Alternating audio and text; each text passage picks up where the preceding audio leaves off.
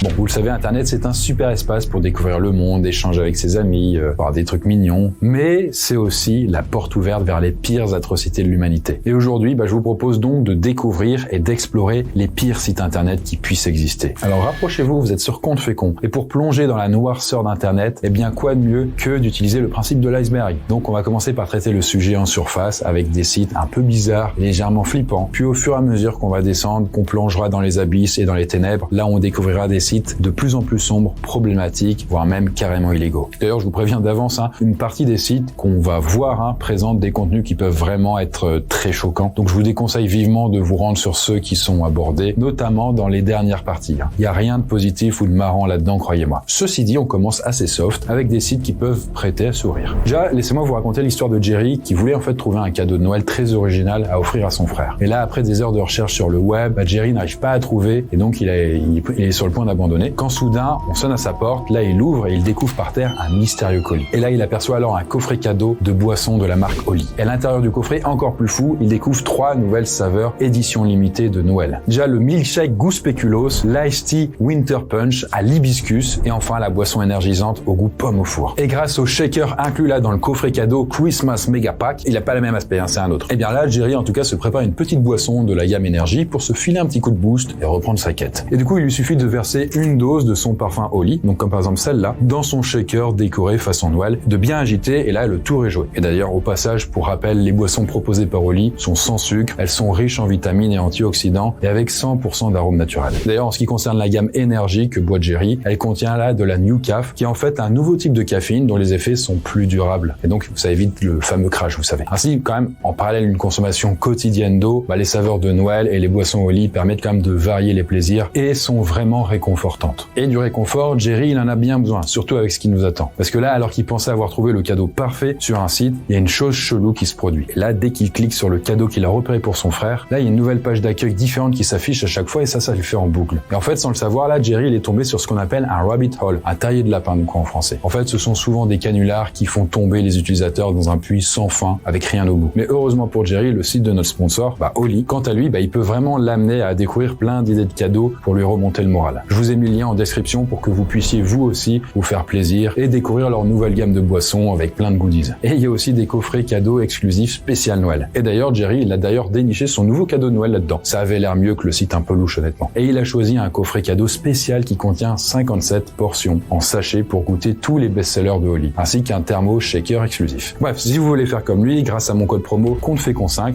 vous avez 5 € offerts dès la première commande. Et avec le code CONTEFÉCON, là, vous avez 10% de réduction sur les suivantes. Donc laissons Jerry se remettre un peu de ses émotions et commençons notre plongée dans l'univers parfois très sombre des sites internet.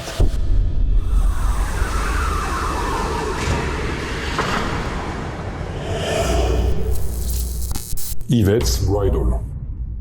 Alors, au risque de vous surprendre, là, on va quand même commencer avec un site vraiment horrible, après notre cher Jerry, mais horrible visuellement parlant. En fait, il s'agit du site Yvette's Bridal, et ça, c'est le site, en fait, d'une boutique spécialisée dans la vente de robes de mariée. Alors, on se dit, robe de mariée, pourtant ça va, mais non, en réalité, rien ne va. La mise en page est catastrophique, les couleurs sont criardes, les liens ne fonctionnent pas tous, et il y a plein de gifs vraiment hyper kitsch. Mais ce qui est le plus surprenant, c'est que si vous scrollez assez longtemps, vous tomberez sur des contenus qui n'ont rien à voir avec les robes de mariée. En effet, en fait, certains liens renvoient vers des articles sur des théories du complot ou sur les extraterrestres ou des textes mystérieux. Et tous les articles sont accompagnés d'illustrations vraiment hyper bizarres. Au départ, les internautes ont cru que c'était une sorte de troll, mais en vrai, non, la boutique, elle existerait vraiment. Elle serait située dans la ville de Panama City Beach, en Floride, aux États-Unis. Donc en l'occurrence, juste là, vous voyez. En fait, l'explication pour l'esthétique et le contenu chelou du site, ça viendrait de celui qui a créé le site. C'est un certain Sean Terence Best. Et le gars, c'est un auteur de science-fiction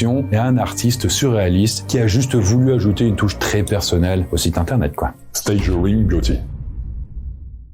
Bon, après les yeux, là cette fois-ci c'est parti pour les oreilles qui vont souffrir. Et pour ça, il n'y a rien de plus simple, il suffit de vous rendre sur le site Stagering Beauty. Et là, une fois sur le site, vous apercevez une sorte de verre tout noir qui se balance en suivant votre curseur de souris. Donc voilà, hop, voilà, bon. Et là, si vous bougez doucement votre curseur, il n'y a rien qui se passe. En fait, le verre a l'air d'être chill, il ondule doucement. Mais si vous bougez rapidement, là, tout part en vrille vraiment hyper rapidement. D'ailleurs, si vous êtes épileptique, ne tentez pas l'expérience. En fait, votre écran va se mettre à trembler, il y a des flashs lumineux et colorés coloré, vraiment horrible. Et pour accompagner le tout, vous entendrez une musique assourdissante jouée au synthétiseur. Bon, ce site, il est vieux, il a plus de 20 ans maintenant, il a été créé en 2012 par le développeur web new-yorkais George Michael Brower. Honnêtement, personne n'a jamais vraiment compris le concept. Ashley Madison. Alors Ashley Madison, c'est un site canadien de rencontres un peu particulier. Parce que bon là, en effet, ce site, il est spécialisé dans les rencontres entre personnes déjà en couple, voire même mariées. En fait, son slogan, c'est « La vie est courte, tentez l'aventure ». Pour éviter de parler d'adultère, bien sûr. Bon, le site, il a été créé en 2001, non pas par Ashley Madison, mais un certain Noel Biderman, qui est ancien avocat, lui-même marié et père de 2 enfants. En fait, le nom Ashley Madison, c'était juste du fait que c'était 2 prénoms populaires au Canada. Et selon Biderman, en fait, en période de crise économique, il était assez difficile de divorcer pour des femmes au foyer et pas très safe pour les maris d'aller voir des prostituées, quoi. Donc, son site devait permettre à ces gens de vivre des aventures extra-conjugales de manière plus sûre tout en restant mariés. Et écoutez, ça a méga bien fonctionné parce que le site, il a fini par compter 40 millions d'utilisateurs dans 53 pays différents. Sauf que la réputation déjà hyper sulfureuse du site en a pris un sacré coup en 2015. Parce qu'en effet, en fait, cette année-là, il y a des hackers qui sont parvenus à récupérer la liste des clients du site ainsi que toutes les infos personnelles. Imaginez le truc, on a leur adresse, leur fantasme sexuel, le numéro de carte de crédit. Ça a vraiment mis à mal leur business, autant vous le dire. 60 fois. Alors là, je pense que on est peut-être sur l'adresse de site web la plus longue du net. Parce que pour aller sur site, c'est très simple. Il suffisait de taper 60 fois le chiffre 1, suivi de .com. Du coup, ça valait le coup d'être patient et de pas se gourer en tapant l'URL. Et ce site était complètement barré. Et d'ailleurs, il a connu un certain succès sur les forums dans les années 2000. Mais aujourd'hui, il n'existe plus. En fait, il était entièrement constitué d'une succession de pages web avec à chaque fois un bouton entrée sur lequel cliquer et qui est souvent bien caché sur la page. Et du coup, sur chaque page, on pouvait voir des montages photos chelous, hyper colorés, des textes énigmatiques. Et surtout, au final, le site ne menait nulle part. Et du coup, il a été créé par l'artiste sino-américain Kenneth Tin Kin Hung en 2001. Et selon lui, en fait, le but de son site, c'était de tester la patience des internautes, dont la plupart finissaient par se décourager. DevDate. Alors on termine cette première partie tout doucement par un site un peu sympa qui calcule la date de votre mort. Alors ça s'appelle DevDate et il propose en fait de remplir un petit questionnaire. Là vous mettez votre nom, votre date de naissance, le sexe, taille, poids et vous précisez si vous fumez ou vous buvez. Plus vous cliquez sur calculer et vous obtenez le résultat. Et en fait là le site il vous indique alors la date précise de votre mort et affiche le décompte des années et des jours et des secondes qui vous restent à vivre d'après cette belle moyenne là. Et apparemment votre date de naissance elle est censée être associée à 3 symboles de mort qui s'affichent et correspondent aux causes principales de votre mort. Vous inquiétez pas, ce n'est pas vrai. Vous mourrez bien plus tôt que ça. Enfin on sait pas en réalité, peut-être vous mourrez avant, après, mais bon. Grosso modo, le site est à peu près fiable, c'est-à-dire qu'il sait que vous allez finir par mourir. Ça, c'est finalement la chose la plus triste de cette vidéo, je pense. Ou la plus belle, quoi. On sait pas. Bon, en tout cas, il a été créé en 2006 juste pour troller. Mais petit à petit, de nouvelles fonctionnalités sont apparues. Par exemple, vous pouvez consulter une liste de célébrités pour connaître la date de leur future mort, ou même en quel animal vous allez vous réincarner. Et le site renvoie aussi un générateur de fake news par IA pour les envoyer à vos proches. Bien, maintenant qu'on a fait juste les présentations, on va descendre d'un cran sous la surface de l'iceberg pour découvrir des sites un peu moins soft, on va dire. Goodbye, Warden. Alors même s'il est plus accessible de nos jours, le site Goodbye Warden présentait une compilation des derniers mots prononcés par les condamnés à mort. Et ça, c'était dans les prisons du Texas depuis 1982. En fait, il comptait plus de 524 déclarations de détenus juste avant leur exécution. Et du coup, les déclarations ont été sauvegardées et publiées sur le site du département de la justice du Texas. La plupart des prisonniers se contentaient juste de dire adieu à leurs proches ou parfois de demander pardon à la famille des victimes. Là, vous voyez un petit peu le florilège. Et d'ailleurs, le site présentait une sélection des mots les plus prononcés qui étaient amour, famille, pardon, Dieu, vie, etc. en anglais. Mais certains avaient quand même des messages plus originaux et parfois même militants contre la peine de mort. Pendant près de 9 heures, j'ai réfléchi à la peine de mort, à savoir si elle est juste ou injuste, et je n'ai pas de réponse. Mais je ne crois pas que le monde sera meilleur ou plus sûr sans moi. Si vous aviez voulu me punir, vous m'auriez tué le lendemain, au lieu de me tuer maintenant. Vous ne me faites plus mal. J'ai eu le temps de me préparer, de dire adieu à ma famille, de remettre de l'ordre dans ma vie. D'ailleurs, au passage, l'une des déclarations les plus surprenantes, ça vient peut-être du prisonnier James Clark. En fait, quand on lui a demandé quels étaient ses derniers mots, il avait dit je sais pas trop, salut, et il est mort. Comme quoi, même sur un site un peu glauque, parfois on peut un peu rigoler, quoi. Angel Seven. Alors là, le site Angel 7, il risque peut-être de vous rappeler les Skies Blog avec leurs horribles designs, si vous avez la ref. Je sais pas pourquoi on s'amusait à mettre des couleurs horribles là-dedans, quoi. Sans doute la faute de goût des ados, quoi, je sais pas. En tout cas, ce site-là, eh bien, c'est le site officiel d'une secte un peu chelou venue de République tchèque et de Slovaquie, et qui a été fondée dans les années 90. Après, on les connaît sous d'autres noms comme les Anges Célestes ou le Peuple Cosmique. En fait, leur croyance est basée sur un prétendu contact avec des extraterrestres, qui seraient pleins d'amour et de compassion. Et d'ailleurs, le portrait qu'on voit sur la page d'accueil du site, c'est celui du chef des extraterrestres, Ashtar Sheran. Et sur le site, on trouve aussi surtout des livres, des films et une multitude d'autres contenus en rapport avec ce culte, quoi. Sachant que tout est basé sur les écrits du fondateur de la secte, un certain Ivo Benda. Depuis mon enfance, j'ai longtemps aspiré à rencontrer des personnes venues de l'espace et j'ai finalement réussi à réaliser ce désir. Je tiens à vous assurer que les civilisations avec lesquelles nous dialoguons sont des êtres immensément pacifiques, très similaires, voire presque identiques à nous dans leur apparence. De plus, elles souhaitent avertir tous les hommes pacifiques d'un grand danger de la part des forces des ténèbres. Notre planète Terre, y compris notre petit pays tchèque, est en grand danger. Bon, dans les années 90-2000, Ivo Benda voulait même convaincre le président tchèque de rencontrer les extraterrestres. Apparemment, de nos jours, la secte se fait un peu plus discrète, même s'il y a quand même une dernière mise à jour du site qui montre qu'elle est toujours un peu active. En tout cas, je vous laisse apprécier vraiment le design vraiment hyper sympa, quoi. Mega Upload. Alors là, pour les petits coquins, on va dire, qui pratiquent le téléchargement illégal, vous connaissez très certainement Mega Upload. Il a été fondé en 2005 et il s'est imposé vraiment rapido comme une plateforme incontournable pour partager des fichiers piratés, avec quand même 60 millions d'utilisateurs dans le monde entier. Mais ce qui a fait quand même la notoriété de Mega Upload, c'est son créateur, Kim.com. Je dis, c'est renommé comme ça, quoi. Avec sa personnalité et son mode de vie assez insolite, on va dire. En fait, son vrai nom, c'était Kim Schmitz et c'était un hacker allemand qui a commencé par des business un peu foireux et qui a été condamné plusieurs fois pour escroquerie. Donc vous voyez, on se refait pas, quoi. Et il a longtemps vécu dans un manoir près d'Auckland, du coup en Nouvelle-Zélande, qui est d'ailleurs souvent décrite comme l'une des maisons les plus chères du pays. Et chez lui, le gars collectionnait des voitures de luxe, il possédait également plusieurs yachts et même un hélicoptère et un jet privé. Mais il était aussi passionné de jeux vidéo, parce qu'il avait été classé numéro 1 mondial dans un mode de jeu de Call of Duty Modern Warfare 3, parmi des millions de joueurs. Bon, après peut-être qu'il a triché, on sait pas. Mais bon, en tout cas, le jeu vidéo a fini par dépasser la réalité, parce qu'il a été poursuivi par le FBI et Interpol pour l'ensemble de ses activités illégales. Tu m'étonnes, les gens chopaient des films et tout sans payer les ayants droit. Bon, en tout cas, en 2012, la justice ordonne la fermeture du site Mega Upload et l'arrestation de son créateur. Là, son arrestation est alors hyper spectaculaire. Elle mobilise 76 policiers et 2 hélicoptères des forces spéciales néo-zélandaises. Sachant que ce cher Kim.com est accusé d'avoir provoqué la perte de 500 millions de dollars aux producteurs des œuvres piratées. Et le tout, lui, sinon c'est pas drôle, en encaissant 175 millions de dollars de profit grâce aux abonnements premium et à la publicité présente sur Mega Upload. Ce qui est finalement assez drôle et ironique dans l'histoire. The Black Vault. Bon, on va rester du côté des extraterrestres avec The Black Vault, parce que ce site a été fondé en 1996 par un certain John Greenwald Jr., qui est un passionné d'ufologie, donc l'étude des extraterrestres. C'est un Américain et à ce moment-là, il est âgé de 15 ans. Et en fait, le but du site, c'est de compiler toutes les informations sur les extraterrestres et notamment tous les documents gouvernementaux qui seraient classés top secret.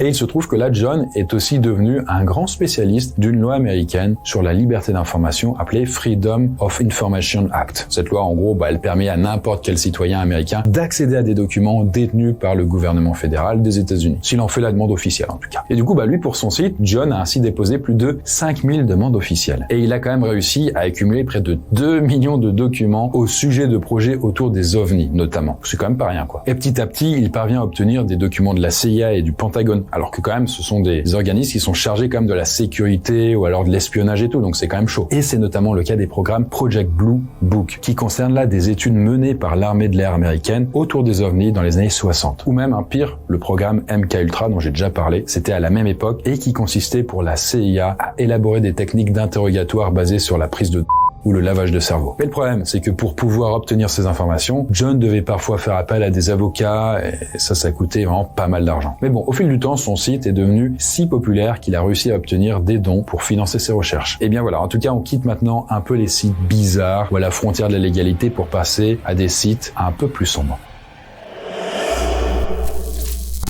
Pokémon Go Death Tracker.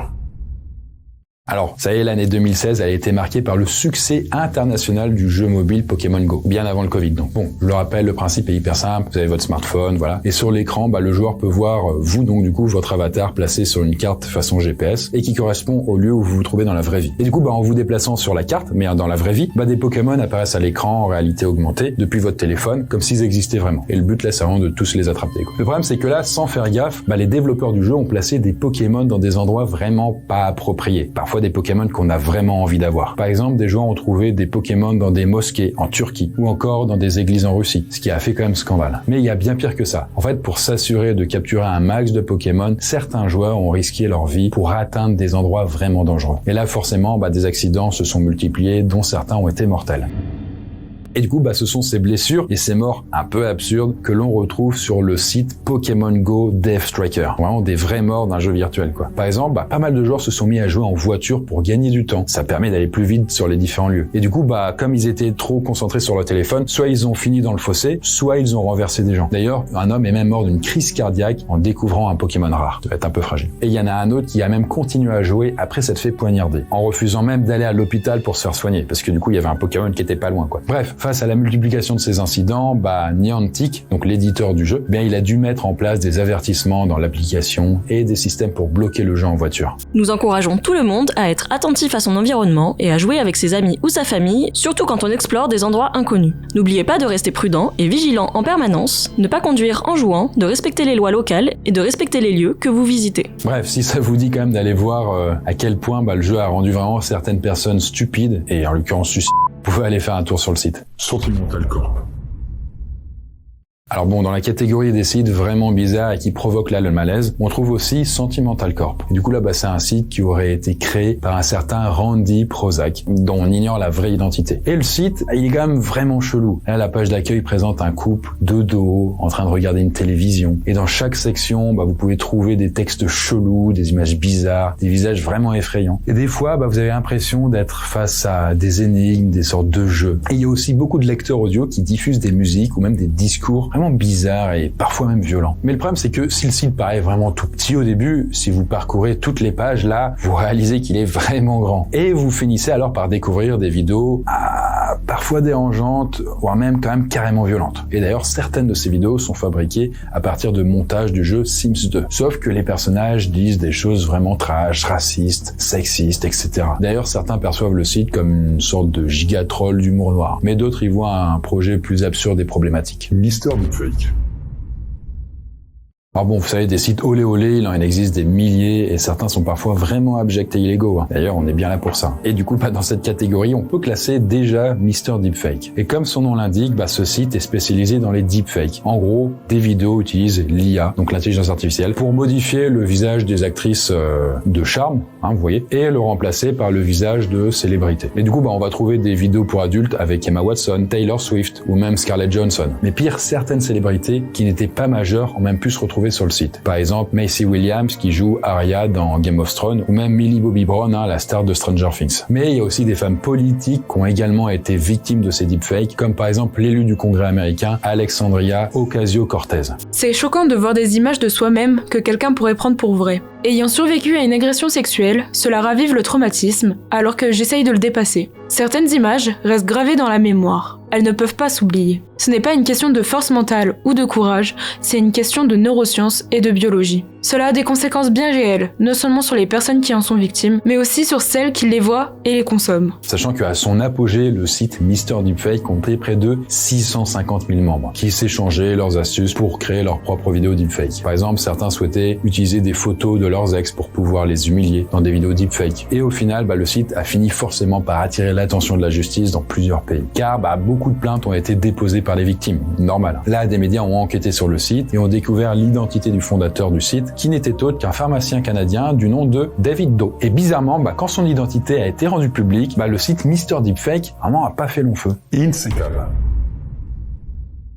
Alors je reste sur le thème des atteintes à la vie privée avec le site InSecam. Et ce site, il est spécialisé dans la diffusion d'images tirées de caméras de vidéosurveillance. Et là, je précise que ce sont pas des vidéos de webcam diffusées par certaines villes, des stations météo ou des hôtels pour montrer les paysages sympas. Non. Là, on est sur un site qui diffuse environ 70 000 vidéos en direct issues de systèmes de vidéosurveillance mal sécurisés. En gros, vous pouvez voir ce qui se passe chez les gens sans aucun souci. Parce que ils savaient pas, ils ont pas mis de code ou ils ont pas des bons codes, bref. Sauf que le problème, c'est que des internautes malveillants se sont mis alors à visionner des vidéos pour préparer des cambriolages. Et pire, d'autres ont même enregistré des vidéos où l'on peut voir des enfants dans leur chambre pour des raisons bien dark. Et du coup, face à ça, un chercheur en cybersécurité allemand, surnommé Tactical, a décidé d'agir. Là, du coup, il a alors enquêté sur le site pour trouver l'identité du fondateur du site InSecam. Et là, apparemment, le site aurait été créé par un développeur web russe en 2014. Ce dernier aurait alors créé le site pour, selon lui, sensibiliser les utilisateurs à la sécurité numérique et en leur montrant qu'il est facile d'accéder à des caméras de surveillance mal protégées. Je ne peux pas accepter que quelqu'un diffuse en direct des images d'enfants et des caméras privées partout dans le monde. Si vous êtes un chercheur sérieux en sécurité informatique, vous n'essayeriez jamais d'informer le grand public de ce genre de problème en l'exposant publiquement. Vous préféreriez créer un site qui permet aux visiteurs de savoir si leurs caméras de surveillance sont bien protégées ou pas. Hélas, le truc c'est que ce site, il est pas prêt d'arrêter de diffuser les images. Il peut pas faire grand chose, en plus ils sont en Russie. En fait, comme le créateur du site, il estime qu'il ne fait rien d'illégal, puisque les caméras sont quand même accessibles sans mot de passe pour la majorité, voilà, ça continue à exister. D'ailleurs, à ce propos, si vous êtes intéressé par la thématique, j'avais fait un iceberg dédié aux pires images et vidéos tirées de vidéosurveillance, si ça vous intéresse. Quant à nous, on quitte maintenant les sites qui flirtent, on va dire, avec les légalités et la morale, pour passer tout simplement à des sites encore plus sombres et qui, cette fois-ci, s'en foutent royalement. LiveLeak. Alors, avec LiveLeak, qui a été fondé en 2006, là, on est vraiment sur une plateforme de vidéos vraiment horrible. Alors même si le site se présente plutôt comme un site d'information à la base, en vrai, il se contente de diffuser des vidéos non censurées. En fait, pour être plus clair, ces vidéos contiennent des images de guerre, d'accidents graves, voire mortels, de bagarres, d'agressions violentes. D'ailleurs, pire que ça, mais le cofondateur du site, Aidan Hewitt, il estime que ce n'est pas grave de diffuser de telles vidéos, car en fait, ça permet de se rendre compte des horreurs qui nous entourent. Lui, il est pour montrer la réalité brute, en gros. À l'échelle mondiale, cela ne pourrait certainement pas empirer les choses. Tout dépend de l'interprétation qu'on en fait, de l'expérience vécue. Personnellement, je ne pense pas que cela ait le moindre impact sur le monde en général. Et si l'on regarde autour de nous, c'est un problème relativement mineur en termes de gravité. Après, je ne sais pas ce que vous en penserez du coup de son avis, mais en tout cas, LiveLeak va notamment se faire connaître en diffusant des vidéos de la guerre en Afghanistan, en Irak ou en Syrie. Et c'est à ce moment-là que les choses vont vraiment le plus déraper. Parce qu'en effet, là, des terroristes vont utiliser LiveLeak pour diffuser des vidéos d'exécution d'otages, destinées à déstabiliser leurs ennemis d'Occident. D'ailleurs, la vidéo qui avait le plus choqué à l'époque, ça concernait l'exécution de l'otage américain James Foley par l'État islamique. Alors, en l'occurrence, c'était en Syrie en 2014. Là, même les fondateurs de LiveLeak ont quand même estimé avoir commis une erreur et ont supprimé la vidéo. Et ils ont quand même pris aussi la décision de ne plus diffuser de vidéos postées par des groupes terroristes. Et LiveLeak a aussi décidé en 2019 de ne pas héberger les vidéos de l'attaque terroriste d'un suprémaciste blanc dans 2 mosquées de Christchurch en Nouvelle-Zélande. Quoi qu'il en soit, en 2021, LiveLeak a définitivement fermé sans qu'aucune justification réelle ne soit donnée par les fondateurs du site. 8chan. Alors certains connaissent sans doute le forum 4chan, qui est rendu célèbre pour être un haut lieu de trolls sur Internet. D'ailleurs, il est également prévu qu'on fasse une vidéo sur le sujet. Mais il se trouve qu'en 2013, un certain Frederick Brennan considérait que 4chan était trop lisse et trop modéré. Dis donc. En tout cas, il décide donc de créer un autre forum appelé 8chan. Et sur ce site, il y a 0 modo. Et la liberté d'expression est absolue. Forcément, du coup, vous imaginez la suite. 8chan va rapidement se transformer en un repère incontournable pour les contenus les plus extrémistes du web. En fait, de nombreux utilisateurs appartiennent ouvertement à des mouvements suprémacistes, blancs, néo-nazis, racistes, antisémites, complotistes et violents. Et là, il n'y a rien qui va, vous voyez. 8chan a aussi joué un rôle important dans le Gamergate, qui est une campagne de harcèlement en ligne visant des gameuses et des médias spécialisés dans le jeu vidéo. En fait, le but, c'était pour les utilisateurs de 8chan de s'opposer à l'arrivée d'idées féministes et progressistes dans le monde des jeux vidéo. Et du coup, 8chan devient rapidement le forum privilégié pour les tueurs de masse. Donc vous avez bien compris, les gens qui ont tué plein de gens, notamment aux États-Unis, afin d'y diffuser leur manifeste idéologique. Et ce fut notamment le cas pour les attentats racistes de Poway et de El Paso aux États-Unis, ou même de Christchurch en Nouvelle-Zélande, dont j'ai déjà parlé avant. Bon, en tout cas en 2019, le site est alors obligé de fermer aux États-Unis et il se fait alors héberger en Russie sous le nom de Aiken. Et là, le site devient aussi le forum préféré des partisans du mouvement complotiste QAnon. En fait, c'est un mouvement d'extrême droite qui a soutenu Donald Trump face aux milieux financiers et aux médias qu'ils accusent d'être sataniques. Et c'est d'ailleurs toujours sur Aiken que s'est organisé l'assaut du Capitole américain, donc le siège du Congrès lors de la défaite de Trump en 2021. Bref, il se trouve que ce forum, il est encore actif aujourd'hui, et d'ailleurs c'est considéré encore comme un espace de liberté pour les opinions assez extrêmes. Kiwi Farms. Alors, Kiwi Farms, c'est également un forum assez controversé, créé en 2013. En fait, ce dernier, il s'est rapidement fait connaître en se spécialisant dans le troll et le harcèlement en groupe organisé contre des minorités. Et du coup, bien souvent, les harceleurs allaient jusqu'à pratiquer le doxing, c'est-à-dire en fait le fait de divulguer toutes les informations personnelles des victimes sur le net. En fait, leur but en faisant ça, c'était de permettre au harcèlement de se poursuivre dans la vie réelle. Et là, les cibles des harceleurs, ce sont majoritairement des militantes féministes ou alors des militantes des droits des personnes trans, ou alors de gens qui souffrent d'autisme. Par exemple, en 2013, Clara Kefals, donc une streameuse canadienne et militante transgenre, est victime d'un harcèlement de masse. Là, des infos personnelles sont diffusées sur Kiwi Farms ainsi que des photos intimes. Son identité est également usurpée pour envoyer de faux mails à des responsables politiques locaux pour les avertir en fait que Clara serait sur le point de commettre des tueries de masse. Bon, résultat, la police débarque chez elle et elle est mise en garde à vue pendant 10 heures avant d'être libérée. On se rendait compte qu'il n'y avait pas grand chose en vrai. Sauf que la communauté de Kiwi Farms est allée encore plus loin avec Nier, qui est une personne qui bossait dans le milieu du jeu vidéo japonais et qui s'identifiait comme non-binaire. Bon, déjà harcelé durant son enfance à cause de son autisme, Nier aurait subi un harcèlement très violent de la part des utilisateurs de Kiwi Farms. En fait, ils ont diffusé des informations personnelles et envoyé des courriers menaçants à ses amis. Nier aurait alors fini par sauter la vie après avoir subi ce harcèlement. Suite à ces incidents, l'hébergeur internet américain qui accueillait le forum décide de bloquer le site. Là, Kiwi Farms est alors encore en activité, mais devinez quoi, hébergé en Russie. The Fifth Snail. Alors, un certain Joseph Edward Duncan III, c'est son nom, est un tueur en série américain qui a commis des crimes dans les années 80 à 2000. Sauf que son crime le plus célèbre est resté celui commis envers la famille Green dans la ville de Coeur d'Alene, dans l'Idaho, en 2005. Alors, vous inquiétez pas, moi-même, je sais pas où ça se passe. Regardez, c'est là sur la carte. Alors, pour vous recontextualiser, on a la petite Sacha et son frère Dylan qui jouent dans le jardin de la maison familiale. Et là, Duncan passe par là. Et en fait, lui, il a pour projet d'enlever les 2 enfants, mais il décide d'abord de se débarrasser du reste de la famille dans la maison. Et du coup, il va alors assassiner Brenda, la mère des 2 enfants, ainsi que son petit ami et un autre fils âgé de 13 ans. Et là, après avoir kidnappé les 2 enfants, Duncan est activement recherché par la police. Normal. Et là, cette dernière parvient à retrouver la petite Shasta vivante 7 semaines plus tard dans un restaurant. Là, Duncan a été arrêté et quelques jours plus tard, les policiers ont retrouvé le corps du petit Dylan qu'il avait assassiné. Durant notre enlèvement, nous avons subi tous les types de tortures physiques et mentales auxquelles vous pouvez penser. C'était un vrai sadique. Il nous a forcés à réciter des prières de la Bible pendant qu'il abusait de nous. Pour qu'il arrête de s'en prendre à mon frère, j'ai fait semblant de devenir son ami, histoire qu'il ne se concentre que sur moi. À cette époque, j'avais donné ma parole à mon petit frère que l'on s'en sortirait vivant. Mais le pire dans cette histoire, c'est que une fois en prison, Duncan a voulu mettre à l'écrit sa version des faits. Et là, avec l'aide d'amis, il a créé un blog nommé The Fifth Nail, dans lequel il a raconté en détail ses crimes abjects. Et du coup, c'est un mélange de confessions rédigées de manière super froide et détachée, mais aussi d'une sorte de plongée dans les pensées d'un psychopathe. Duncan a été condamné à la peine de mort, mais il est mort avant, alors qu'il se faisait opérer d'une tumeur au cerveau. Bien, maintenant nous allons plonger encore plus dans l'obscurité, avec des sites vraiment très sombres. Silk Road. Alors on poursuit notre descente en faisant un petit tour du côté du Dark Web justement. Pour info, le Dark Web, c'est une partie d'Internet qui n'est pas accessible au grand public. Mais on peut y aller avec des logiciels spécialisés comme Tor. Et en fait, il se trouve que les sites concernés qui sont dans le Dark Web, ils utilisent souvent un nom de domaine .onion. Vous voyez, au lieu que ce soit .com ou .fr, c'est .onion. Et en fait, ça c'est parce qu'ils utilisent un chiffrement en plusieurs couches, comme des couches d'un oignon pour masquer l'identité des utilisateurs et des serveurs. Et ça, c'est ce qui permet au Dark Web d'abriter un grand nombre de sites dont les contenus sont totalement illégaux.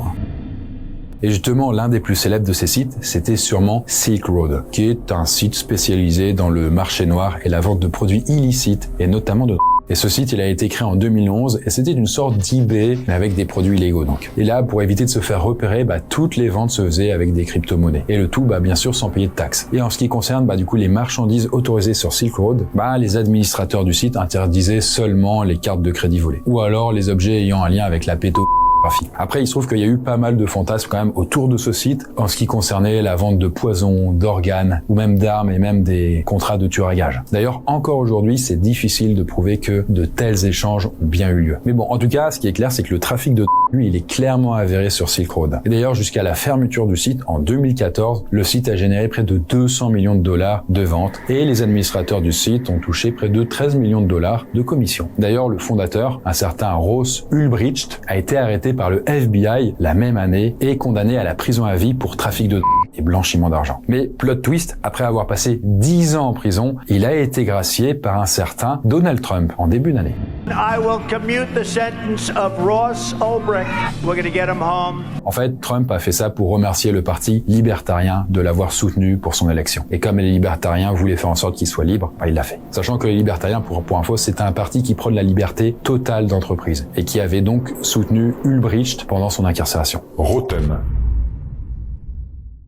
Alors, si vous avez été adolescent au début des années 2000, comme moi, peut-être que vous avez connu le site rotten.com. Parce qu'en effet, alors moi je l'ai pas connu, mais il se trouve que ce site, qui a été lancé en 96, il était dédié à la diffusion d'images et de vidéos vraiment très gore. En fait, on pouvait y trouver des images de scènes, de crimes ou d'accidents mortels, ou même des mutilations diverses et des pratiques sexuelles extrêmes. En fait, le site était également connu pour diffuser des photos d'autopsies, notamment de célébrités, ou de maladies rares comme des tumeurs ou des déformations. D'ailleurs, le slogan du site résume assez bien sa philosophie, le mal à l'état pur depuis 1996. C'est très tendancieux, quoi. Bon, en tout cas, le fondateur du site, un certain Thomas Dell, affirme que son but initial, c'était de lutter contre un projet de loi américaine nommé Communications Decency Act. Et du coup, en fait, c'était un texte qui était destiné à combattre, je cite, l'indécence et l'obscénité sur Internet. L'horreur est omniprésente dans la vie, et je ne vois aucun inconvénient à la concentrer. Si vous le souhaitez, nous pourrions aller dans les librairies et vous trouver des photos de personnes mortes, c'est très facile. Il est impossible de légiférer pour interdire la diffusion de telles images, même aux mineurs. Il faudrait censurer les textes médicaux, les manuels d'histoire, les tribunaux, les musées d'art, les bibliothèques et autres sources d'informations essentielles au fonctionnement d'une société libre. Bon, vous jugerez de vous-même de ces propos. En tout cas, ce qui a fait la notoriété du site, c'est aussi un humour très très noir. En fait, le site diffusait fréquemment des montages photos retouchés pour faire croire à des trucs gore qui s'avéraient faux. Genre en 97, quelques jours après la mort de la princesse Diana d'Angleterre dans un accident de voiture, Rotten a diffusé une photo d'un corps enfoncé dans une carcasse de voiture. Et le site avait sous-titré la photo avec en légende « Mort d'une princesse » et le portrait de la princesse barré par des traces de pneus. Bon, en tout cas, cette publication, logiquement, elle a fait scandale dans la presse internationale. Et ce, même si la photo était fausse. Bon, en tout cas, à son apogée, le site comptait quand même 250 000 visiteurs quotidiens, soit quand même plus que le site du célèbre journal New York Times.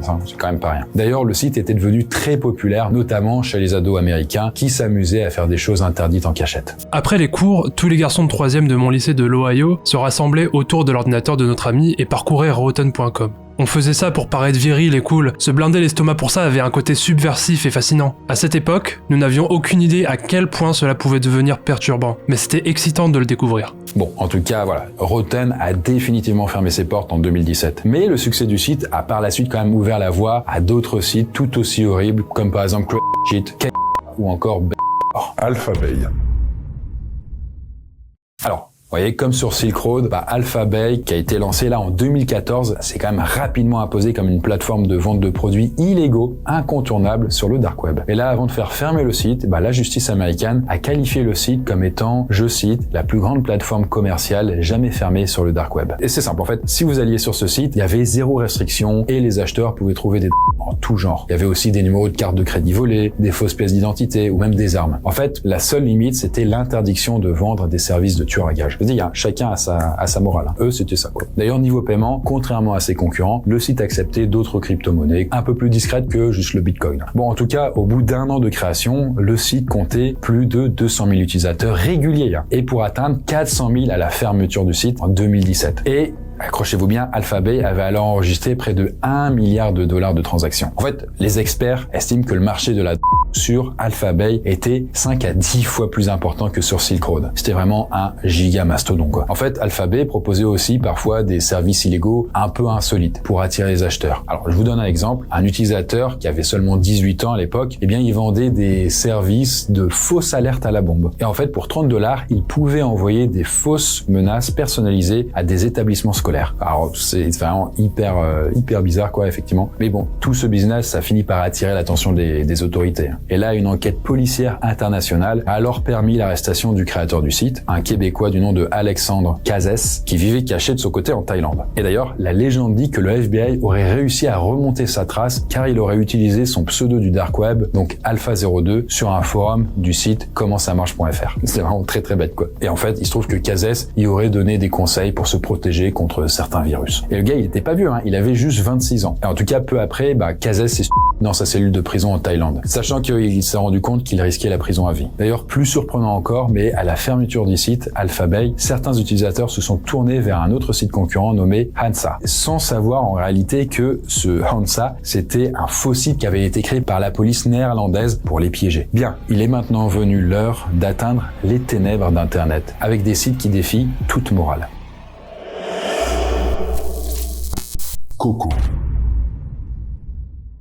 Alors, je vous le dis, le site Coco, il a rien de spécial en apparence. Là, on n'est plus dans le dark web. Alors, c'est un site de discussion en ligne avec des forums publics, mais aussi des chats privés. Sauf que le problème, c'est que Coco est totalement gratuit et sans inscription obligatoire et sans modération. Généralement, là, c'est le combo parfait. Du coup, il n'en fallait vraiment pas plus que ça pour que ça devienne un repère d'utilisateurs vraiment mal intentionnés. Parce qu'en effet, très vite après sa création en 2003, il a été utilisé pour des trafics de et de la prostitution. Mais là où ça devient très dark, c'est que certains criminels vont aller plus loin en utilisant le site pour attirer leurs victimes. Par exemple, en 2018, un utilisateur est tué à coups de couteau par un autre homme rencontré sur Coco.